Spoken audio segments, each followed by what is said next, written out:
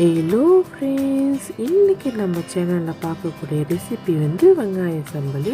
தேவையான எண்ணெயை சட்டியில் ஊற்றி நல்லா காஞ்ச பிறகு இதில் கடுகு சேர்த்துக்கோங்க. கடுகு நல்லா பொரிஞ்சு வந்தோடனே இதில் வெங்காயம் சேர்த்துக்கோங்க. நான் 2 வெங்காயத்தை இந்த மாதிரி பொடிசாக வெட்டி வச்சுருக்கேன். முதல்ல ஒரு வெங்காயத்தை மட்டும் எண்ணெயில் சேர்த்துக்கோங்க. மிச்ச வெங்காயத்தை அப்புறமேலு சேர்த்துக்கலாம். இது நல்லா எண்ணெயிலே பொரிய விடுங்க.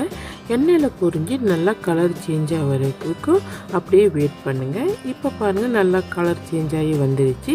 இந்த டைமில் அரைச்ச மிளகா சாந்தை இதில் சேர்த்துக்கோங்க. நான் தேவையான பட்டை மிளகாவை அரை மணி நேரம் சுடுதண்ணில் ஊற வச்சுட்டு அது நல்லா அலசி மிக்ஸி ஜாரில் போட்டு கூடையே ஒரு தக்காளி பழம், 2 இன்ச்சு அளவுக்கு இஞ்சி, 6 பல் பூண்டுலாம் சேர்த்து கூடையாக தண்ணி ஊற்றி இந்த மாதிரி நைஸாக அரைச்சிட்டு வந்திருக்கேன். நான் தரையாக தண்ணி ஊற்றுறதுனால இந்த டைமில் எந்த தண்ணியும் நம்ம ஊற்ற தேவையில்லை. இதிலே நல்லா மிக்ஸ் பண்ணிக்கோங்க. இது நல்லா ஹை ஃப்ளேமில் 2 நிமிஷம் நல்லா கொதிய வர வரைக்கும் இந்த மாதிரி கிண்டி விட்டுட்டே இருங்க. அப்போ தான் அடி பிடிக்காமல் இருக்கும்.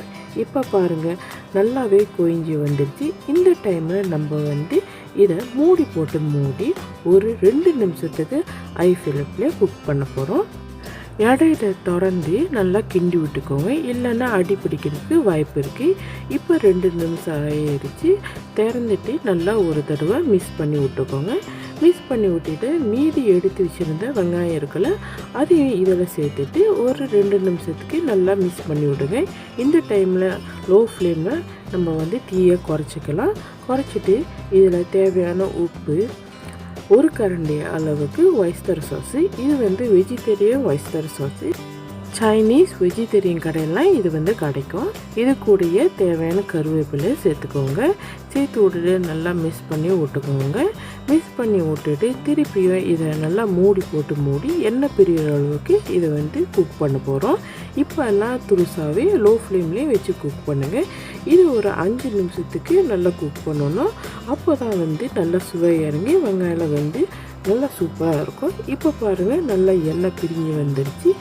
நல்லா மிக்ஸ் பண்ணி விட்டுட்டு சர்வ் பண்ணி வைங்க. இந்த எண்ணெயோடு சேர்த்து சர்வ் பண்ணி வச்சிங்கன்னா தாராளமாக 2-3 நாளுக்கு கூட வச்சு சாப்பிடலாம். அவ்வளோ சூப்பராக இருக்கும். அவ்வளோதான் ஃப்ரெண்ட்ஸ், சூப்பரான வெங்காய சம்பல் ரெடி ஆயிடுச்சு. நீங்கள் வெஜிடேரியனாக இருந்தால் கூட இந்த ரெசிபியை ட்ரை பண்ணி பார்க்கலாம். கூடையே கோபி, சாம்பார், கீரைக்கறியெல்லாம் வச்சுக்கிட்டு இந்த வெங்காய சம்பல் செஞ்சு சாப்பிட்டிங்கன்னா அவ்வளோ அருமையாக இருக்கும். நீங்களும் மிஸ் பண்ணிடாமல் ட்ரை பண்ணி பாருங்கள். ட்ரை பண்ணி பார்த்துட்டு எப்படி இருக்குன்னு எனக்கு கமெண்ட் பாக்ஸில் சொல்லுங்கள். இந்த ரெசிபி உங்களுக்கு பிடிச்சிருந்தால் என்னோடய சேனலுக்கு சப்ஸ்கிரைப் பண்ணுங்கள். கீழே உள்ள சர்வ் பண்ண அமுத்தி என்னோடய சேனலுக்கு நீங்கள் சப்போர்ட் பண்ணுங்கள். மீண்டும் புது ரெசிபியோட உங்களை எல்லாரையும் சந்திக்கிறேன். பாய்.